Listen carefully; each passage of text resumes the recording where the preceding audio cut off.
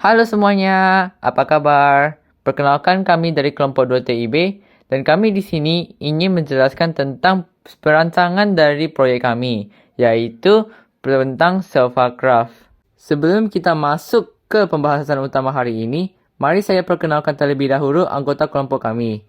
Anggota kami ada 5. Pertama saya sendiri, yaitu Billy Fernando sebagai Project Manager. Lalu ada Dede Satria sebagai Programmer. Ada Kisah Zevania Azahra sebagai dokumenter, ada Muhammad Fahli Hamdani sebagai tester, dan yang terakhir Rizky Siapban sebagai sistem analis. Baik, mari saya jelaskan terlebih dahulu mengenai proyek kami secara singkat. Self-Craft adalah usaha kecil yang fokus pada pembuatan berbagai produk dari kain dan kerajinan seperti kanvas, kain import, jilbab, fashion, dan perlengkapan kerajinan lainnya. Dalam proyek ini, kami membuat sebuah situs web yang menyerupai sebuah katalog, di mana situs ini menyediakan platform yang nyaman bagi para pelanggan untuk mengunjunginya. Setelah itu kita akan lanjut ke latar belakang yang akan dijelaskan oleh Dede. Kepada Dede, saya persilahkan. Latar belakang proyek ini adalah kurangnya pemasaran dan promosi, membuat owner Selfacraft ingin membuat sebuah website katalog untuk memperluas jangkauan pasar. Dari permasalahan ini, kami menghadirkan sebuah website katalog yang menyediakan pilihan produk kepada user dengan tampilan yang user-friendly. Pengenalan proyek kami yaitu, website dibuat user-friendly dan informatif untuk mempermudah user saat melihat-lihat produk yang ditawarkan. Dan juga, website dibuat untuk memudahkan admin Selfacraft dalam mengelola produk seperti menghapus dan menambahkan produk baru. Gambaran umum proyek yaitu, pada website ini, customer dapat masuk untuk langsung melihat produk tanpa harus login. Saat masuk, user langsung dihadapkan pada halaman home untuk melihat-lihat produk rekomendasi dari Selfacraft. User juga bisa melihat halaman katalog untuk melihat berbagai koleksi katalog dari Selfacraft. User bisa langsung memesan produk melalui WhatsApp atau mengisi form pemesanan, yang kemudian akan dikonfirmasi oleh admin WhatsApp. Berikut adalah beberapa fitur yang telah kami buat pada website ini. Yang pertama ada halaman home. Halaman home ini berisi produk rekomendasi, galeri produk, dan informasi umum dari Selfacraft. Yang kedua ada halaman about, berisi latar belakang terbentuknya Selfacraft dan beberapa informasi seputar Selfacraft. Yang ketiga ada katalog, yang berisi kumpulan produk yang disusun berdasarkan tipe katalog untuk memudahkan customer dalam melihat produk. Yang keempat ada halaman admin. Halaman ini untuk memudahkan admin dalam melakukan proses CRUD pada produk. Metode pengembangan yang kami buat adalah Agile. Pada tahapan ini, pada bagian sistem request-nya, yang pertama proyek sponsor. Pada proyek sponsor kami adalah Ibu Elva Susianti selaku pemilik dari Selfacraft. Business need-nya itu untuk meningkatkan pemasaran.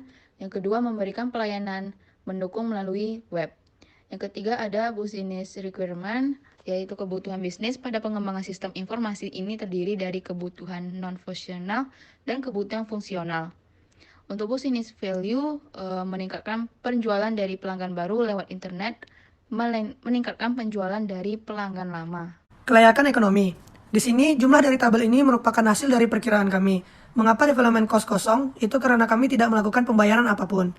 Dan biaya operasional hanya ada biaya komunikasi, dikarenakan pembayaran dilakukan langsung ke WA admin. Selanjutnya, kelayakan organisasi. User atau product owner kami adalah Bu Elva Susianti. Project manager adalah Billy Fernando. Anggota developer ada Dede, Fadli, Keisha, dan Rizky. Apakah software selaras dengan visi dan misi organisasi? Jawabannya ya, karena software dibuat sesuai permintaan owner. Apakah software sesuai dengan tugas dan fungsi unit kerja organisasi? Jawabannya ya, karena tujuan dari pengembangan sistem web Selfacraft adalah meningkatkan penjualan perusahaan.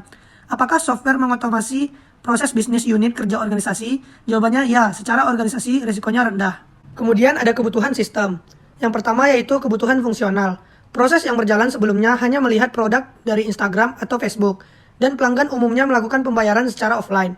Sedangkan, sistem yang dibuat sekarang menampilkan katalog seluruh produk dari Selfacraft dan menyediakan format pemesanan serta kontak admin untuk melakukan pembayaran. Yang kedua yaitu kebutuhan non-fungsional. Sistem dibuat dengan responsif dan memiliki tampilan yang menarik sehingga mudah dipahami oleh pengguna. Baik, berikutnya ada user story. Jadi di user story ini kami memiliki 4 epic. Yang pertama katalog produk, yang kedua pemesanan, yang ketiga rekomendasi, dan yang terakhir itu login. Kemudian berikutnya ada prioritas kegiatan action hour. Jadi kami dari user story sebelumnya kami mengelompokkan fitur-fitur ini ke dalam kuadran-kuadran penting, mendesak, tidak penting, dan tidak mendesak. Selanjutnya yaitu arsitektur sistem. Jadi di dalam arsitektur sistem ini, user dapat mengakses website Selfacraft melalui browser yang terhubung ke internet. Lalu, admin juga bisa mengakses database yang berpengaruh pada tampilan web.